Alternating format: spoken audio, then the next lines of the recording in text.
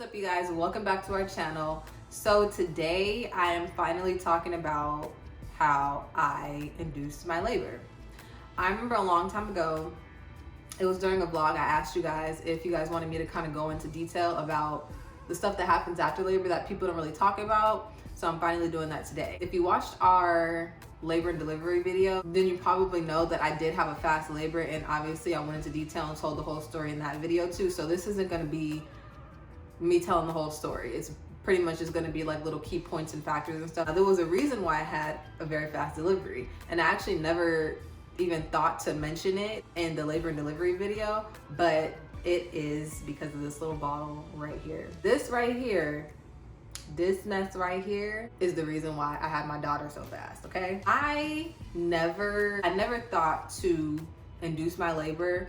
I never thought that I would have to induce my labor. I never researched anything. I didn't know anything. So I never knew that people induce their labor with castor oil, but girl, let me tell you, it works. Now, when I was in labor, before I took the castor oil, I was already having contractions. Like my body was already getting itself like into labor. I wasn't in active labor. I wasn't having like long contractions often or anything like that. Like I wasn't there yet. Okay, that's active labor. I was not in active labor. I started having contractions the day before I had her. I started having contractions at 2 a.m. on the 5th. She was born on the 6th at basically midnight. Okay, so technically it's the same day, but you know what I'm saying? Not really. But I started having contractions and then they went away.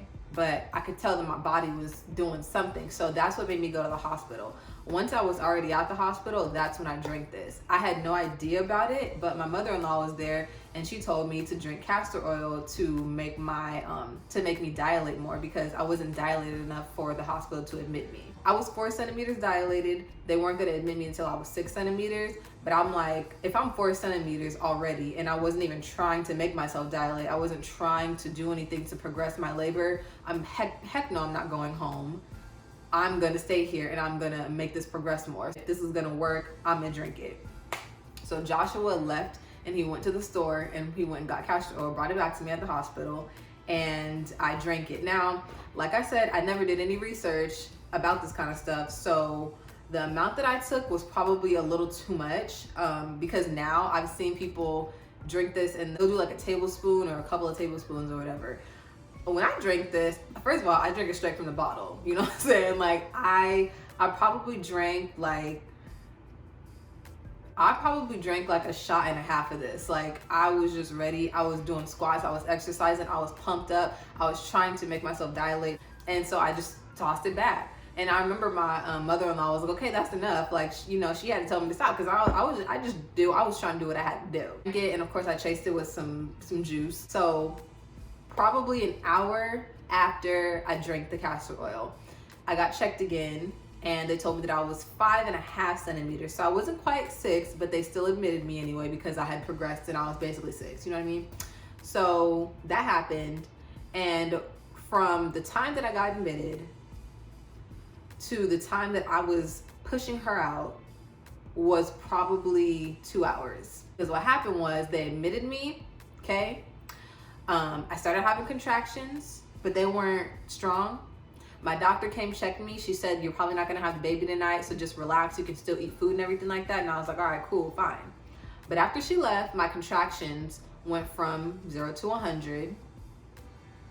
And my water broke. It didn't have to break my water. I was laying in bed. It broke all on its own. Once my water broke, that's when the contractions were like very terrible. In order to get through contractions, you have to tell yourself, my body is supposed to do this. That is the way that I got through my contractions. I didn't get an epidural, okay? I'm not gonna lie. I got an epidural because why not? But I experienced like the full-fledged like contractions all the way up until I got my epidural, and they were bad. My doctor left and they had to tell her to come back because my baby's head was like right there finna be out. Basically, I dilated very quickly. Like if you're not in labor at all, I don't know if drinking it will make you go into labor, but I do know that if you are in labor, like I was, you know, in the beginning stages of being in labor, it will speed it up.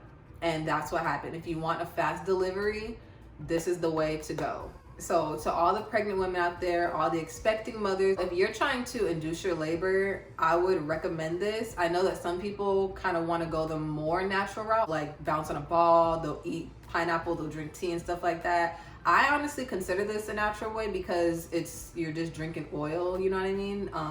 It's not like you're getting the Pitocin, which they do to you at the hospital to induce you. Am I going to do it with this pregnancy? Absolutely.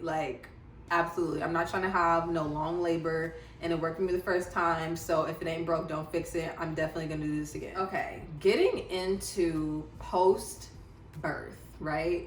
Getting into the stuff that happens afterwards. Now, I don't know why I didn't know this before I had a baby, but you bleed, okay? I remember a long time ago, I was watching an episode of Keeping Up with the Kardashians. I don't watch the show no more. But when I used to watch it, I remember Kim saying something about how afterward you literally have to wear a diaper. I just figured maybe you can't hold your urine in. That's the only reference of post stuff that you kind of go through that I really ever heard about or paid attention to. So I didn't know, but you bleed for about 2 weeks after you have a baby. I had no idea. Nobody told me that. My mom didn't tell me, my mother-in-law didn't tell me, my sister didn't tell me, nobody told me. So that happens, and you literally do have to wear a diaper. Depending on what hospital you're at, they'll give you certain supplies and everything of what you need for that. But essentially you have to wear a diaper. Another thing, you can tear, okay? You can tear when the baby comes out, and if you do, you have to get stitches. Sometimes the doctor has to cut you to get the baby out, which is called an episiotomy.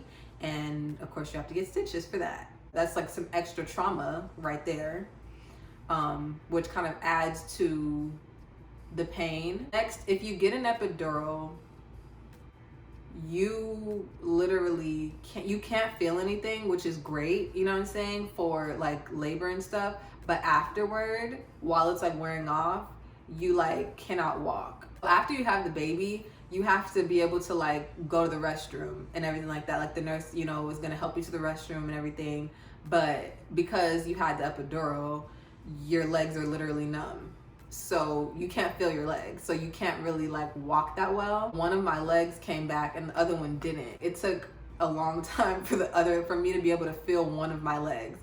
And I didn't understand it. That happens. If this is TMI, you clicked on this video, you obviously knew what you were getting into, right? For me, the main things that everyone needs to be aware of is that you do bleed after you have a baby.